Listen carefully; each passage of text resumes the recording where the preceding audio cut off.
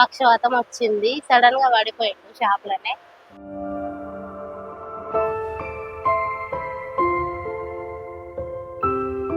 ఇప్పుడు మేము బతకడానికి గూడా చాలా ఇబ్బందిగా ఉన్నది.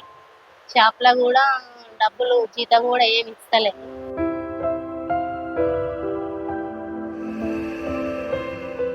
ఆయన డప్పు చప్పుడు ఎందరో కళాకారులకు స్ఫూర్తినిచ్చింది. ఆయన తబలా తెలంగాణ ఉద్యమంలో ఎందరికో ఉద్యమ స్ఫూర్తిని నింపింది. స్టేజిపై పాట పాడితే ఉద్యమం ఉర్రూతలు ఊగేది. తెలంగాణ ఉద్యమంలో అడుగడుగున తన కళతో ప్రాంతాలు తిరుగుతూ ఉద్యమ స్ఫూర్తిని నింపిన ఆయన కళ ప్రస్తుతం మంచానికే పరిమితమైంది.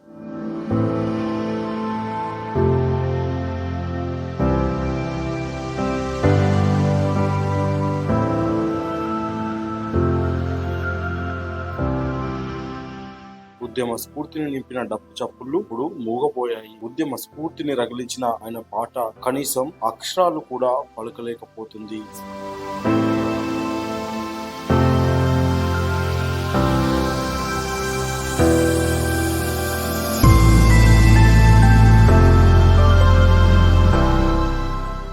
తెలంగాణ రాష్ట్ర సాధనలో డప్పు వాయిద్యాలతో కీలకంగా పనిచేశాయి. డప్పు కళాకారులకు వారి కుటుంబాన్ని, వారి సంతోషాలను వదిలి తెలంగాణ ఉద్యమానికి ఊపిరి పోసేందుకు తమ కళను ప్రదర్శిస్తూ ఊరు వాడ తిరుగుతూ డప్పు చప్పుళ్లతో, తబలా వాయిద్యాలతో పాటలు పాడుతూ తెలంగాణ సాధనలో కీలకంగా పనిచేశారు కళాకారులు. మా ఆయన పేరు సంబోధ కొమరయ్య. నేను రాజేశ్వరి. ఈయనకు 2 నెలల క్రితం పక్షవాతం వచ్చింది. పక్షవాతం వచ్చింది. సడన్‌గా పడిపోయిండు షాప్‌లోనే. హాస్పిటల్‌కి తీసుకుపోయినాము. ఇగ అది తగ్గలేదు మెడిసిన్‌తోని. సర్జరీ చేపించినాము. 4 లక్షల దాకా అయినాయి. ఇప్పుడు మేము బతకడానికి గూడా చాలా ఇబ్బందిగా ఉన్నది. షాప్‌లో గూడా డబ్బులు జీతం గూడా ఏమి ఇస్తలేదు. సింగరేణి సూపర్ బజార్‌లో చేసేది.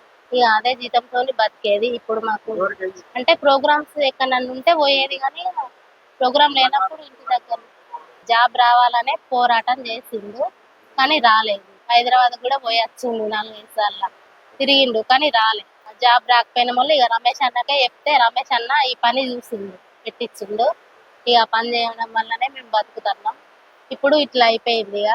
తెలంగాణ రాష్ట్రం ఏర్పడిన తర్వాత అలాంటి కళాకారులకు పూర్తి స్థాయిలో గుర్తించలేకపోతున్నాయి ప్రభుత్వాలు.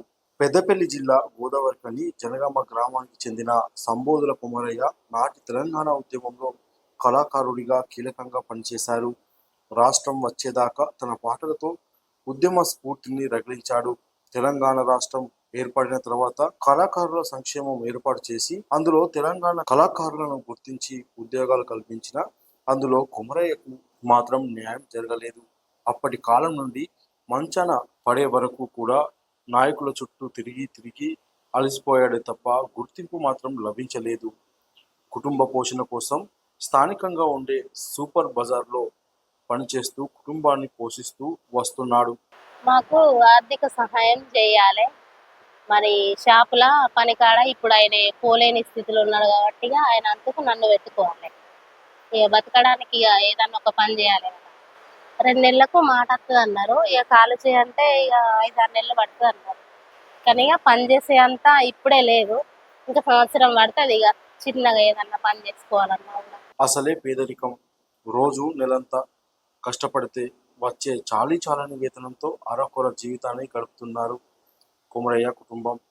ప్రభుత్వం గుర్తించకపోతుందా అనే ఆశతో ఎదురు చూస్తున్న కొమరయ్యకు ఉన్నట్టుండి పెరాలసిస్ వచ్చింది.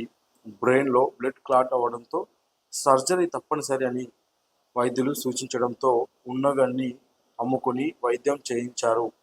ప్రస్తుతం వారి కుటుంబ పరిస్థితి దయనీయంగా మారింది. తెలంగాణ ఉద్యమంలో కష్టపడిన కళాకారులకు న్యాయం జరగకుండా అందులో కూడా రాజకీయ పలుకుబడితో కళాకారుల రంగంలో ఉద్యోగాలు ఇచ్చారని కష్టపడి పనిచేసిన కొమరయ్య లాంటి కళాకారులకు తెలంగాణ రాష్ట్రంలో న్యాయం జరగలేదని స్వచ్ఛంద సంఘాల నాయకులు అన్నారు.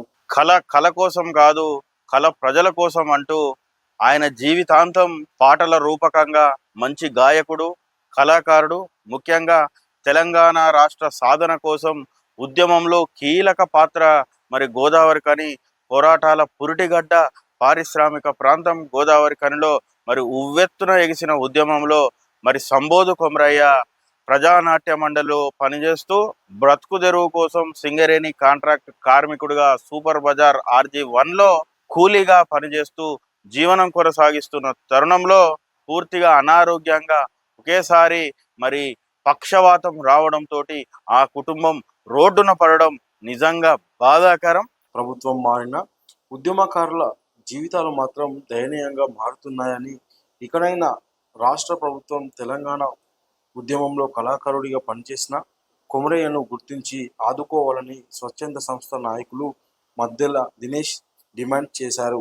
కూలీ నాలి చేసుకొని జీవించే స్థితిలో ఈరోజు మరి ఎలాంటి బతుకు తెరువు లేకపోవడంతో అనేక రకాలుగా ఇబ్బంది పడతా ఉన్నది. మరి మొన్నటికి మొన్న మరి ఆయనకు పక్షవాతం రావడంతో దానికి సంబంధించినటువంటి ఆసుపత్రిలో చేర్పిస్తే దాదాపు 4 నుంచి 5 లక్షల వరకు మరి వైద్య చికిత్స చేస్తే మరి ఎక్కడ లేని విధంగా పాపం ఉన్న ఒక ఇల్లు ఉంటే ఇల్లు అమ్మే పరిస్థితి, ఎంతో కొంత గుంట జాగుంటే అది కూడా అమ్మే పరిస్థితిలో ఉంది. కాబట్టి వెంటనే ఈ తెలంగాణ రాష్ట్ర ప్రభుత్వం స్థానిక శాసనసభ్యులు మక్కాన్ సింగ్ గారు ఈ ప్రజా గాయకుణ్ణి తెలంగాణ ఉద్యమకారుణ్ణి ఖచ్చితంగా గుర్తించి వారు చేసినటువంటి అప్పులు అనేక రకాలుగా రోడ్డున పడే పరిస్థితి దాపురించింది కనుక ఖచ్చితంగా ప్రభుత్వం ఆయన్ను వెంటనే కాపాడుకోవాల్సిన అవసరం ఉంది. మరి ఆయన పని చేయలేని స్థితిలో ఉన్నాడు కాబట్టి ఖచ్చితంగా ఆయన చేస్తున్నటువంటి ఉద్యోగాన్ని వారి సతీమణి గారికి ఇచ్చి ఆ కుటుంబాన్ని ఆదుకోవాల్సిందిగా కోరుతా ఉన్నాం. సిబ్బంది వారు చేస్తున్నటువంటి మిత్రులు కూడా ఆ కుటుంబానికి ఆసరగా నిలవాలని మా స్వచ్ఛంద సంస్థల నుంచి మా వంతుగా కూడా మేము సహాయ సహకారాలు అందిస్తూ ఉన్నాం.